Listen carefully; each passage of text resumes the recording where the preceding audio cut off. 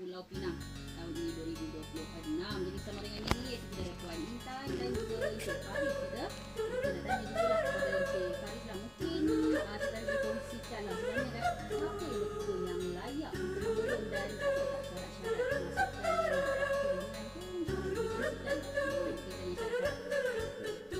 दिल तो पागल है दिल दीवाना है दिल तो पागल है दिल दीवाना है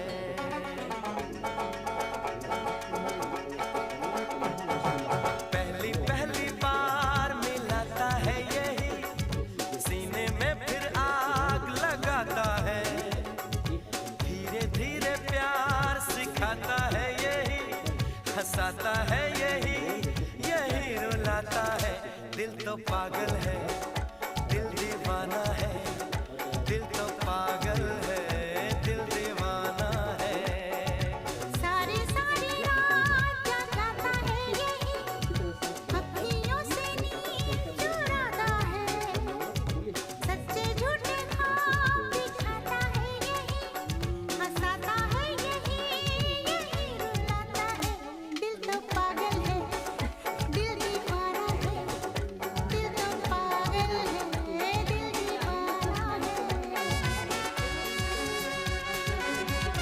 juga segi kemahiran Malaysia ni dan bagaimana pula cara-cara kita nak pokok nak masuk ni.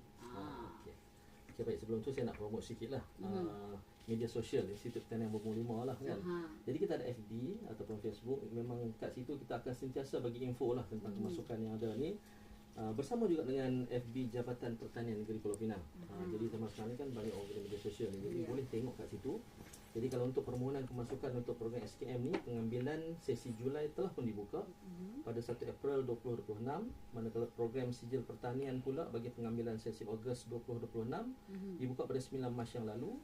Dan dua-dua permohonan ni tarikh tutup sama pada 30 Jun 2026. Jadi masih ada kesempatan lagi untuk mengisi dan mohon.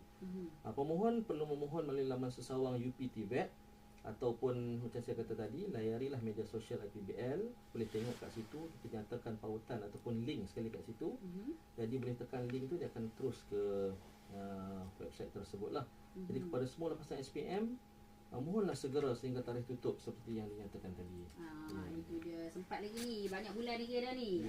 Tapi jangan duk kata sempat-sempat juga, tapi pun duk ralik. Duk ralik-ralik tadi dah tak dah habis dah, tadi dah tutup dah. Okey, kita nak tanya jugalah kan, mungkin Puan Intan boleh terangkan lah sebenarnya kan apa kelebihan yang ditawarkan kepada pelajar di IPBL ni kalau kata dah masuk ni. Mesti dah mana tahu